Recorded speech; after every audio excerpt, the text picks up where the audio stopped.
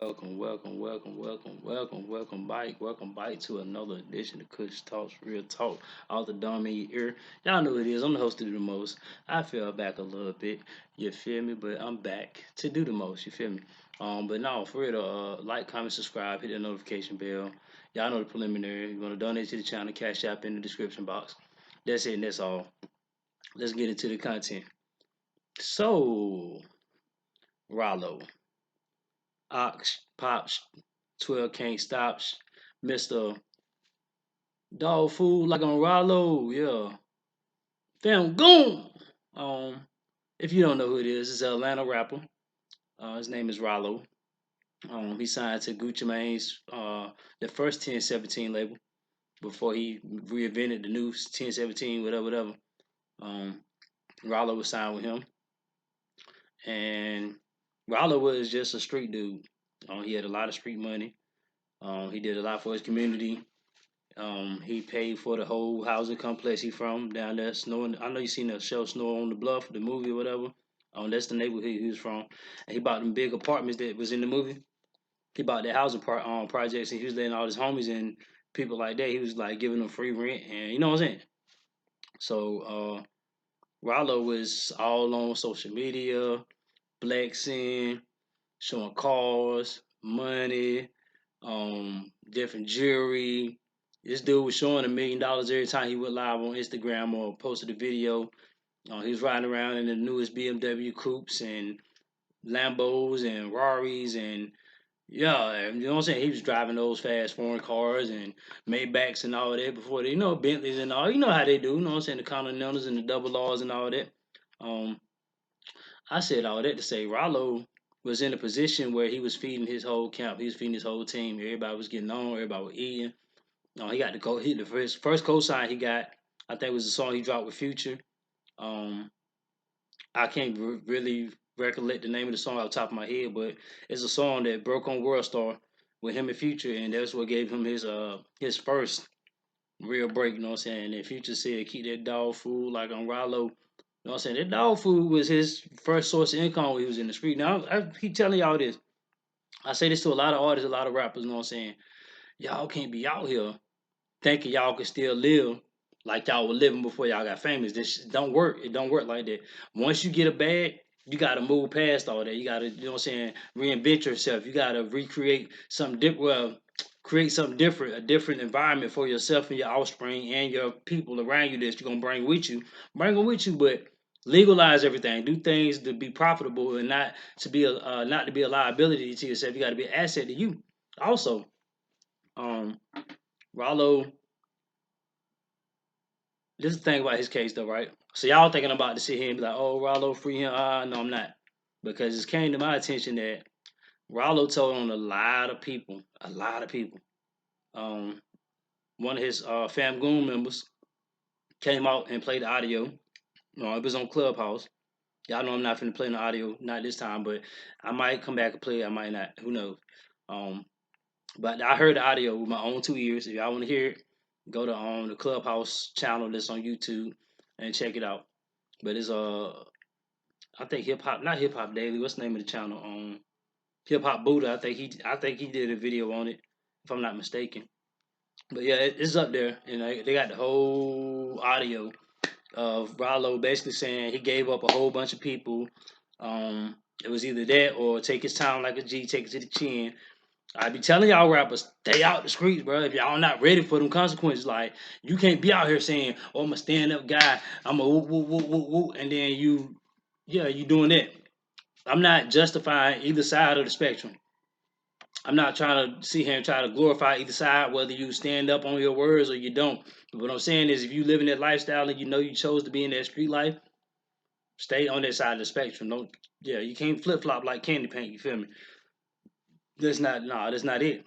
Um, so this got me thinking, right in my mind, if Rollo got locked up in 2018, and remember Fannie Willis was saying at the beginning of the Thug case was like, as a famous Atlanta rapper that's giving up a lot of people names, and there will be more arrests made. The famous rapper had to be Rollo because he said he had it. In the audio you gonna listen to it. If you go listen to the audio, he said I had to make it sweet I had to make it sweet, you know what I'm saying? I had to make it juicy.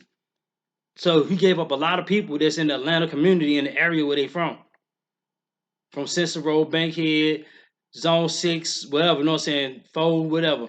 He told on a lot of people, specifically in his neighborhood too, and on the bluff, you feel me?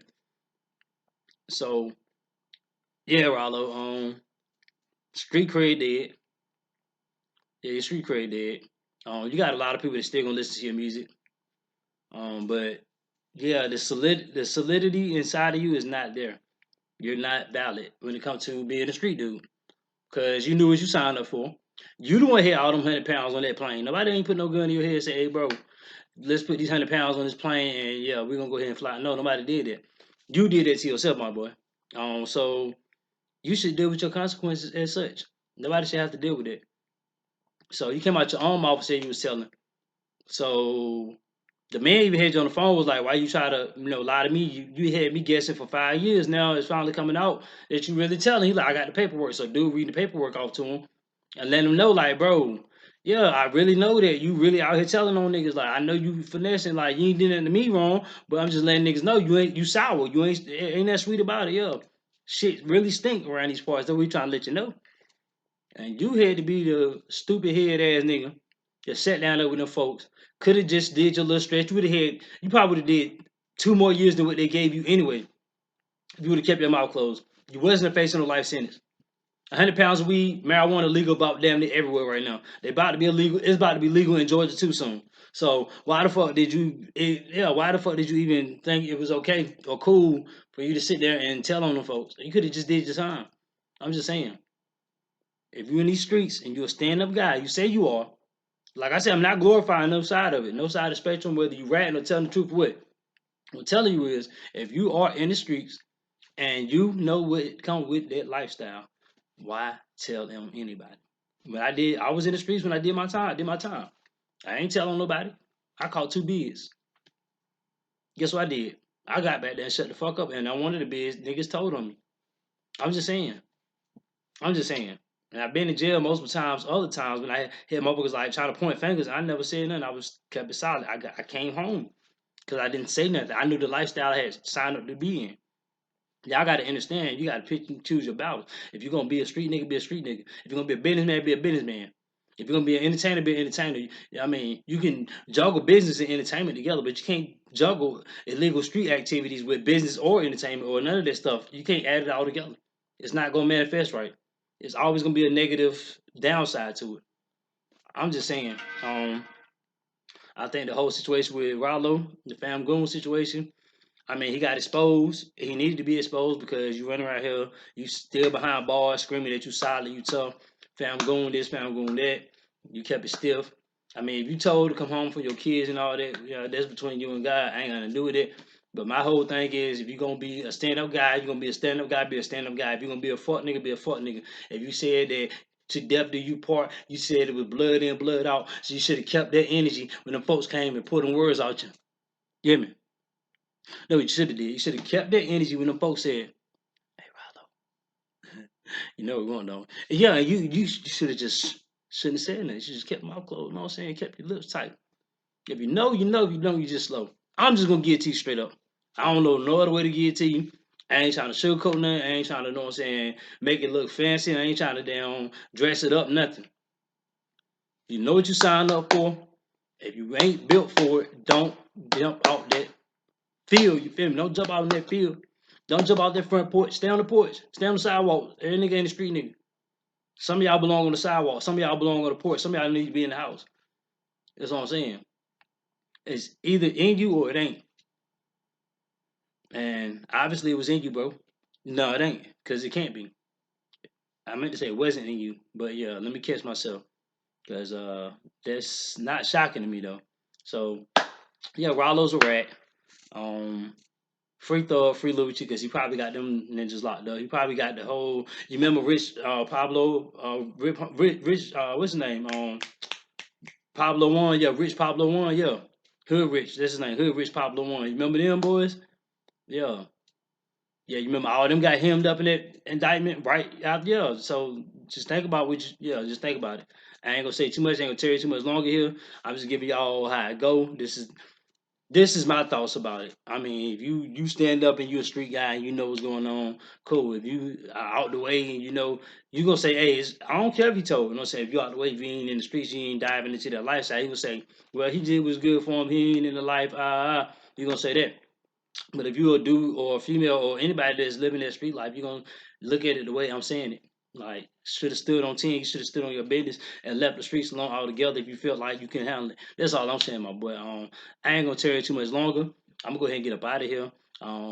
Yeah, like, comment, subscribe, hit the notification bell, jump in the description box. You want to donate to the channel, the Cash App is there. That's cool. If not, I don't care either way. Um, this has been my thoughts about the whole entire situation. Y'all jump in the comment section and let me know what y'all think about it. What route he had taken, and how do y'all feel about him telling? If y'all know who Ralo is, if you don't, then go look into it and come back and give me some commentary and tell me what you think about it. This has been, I have been the host to do the most Cushion Period Bay, and this has been Cush Talks Real Talk, all the dumb in your ear, and I'm out of here. I'm gone.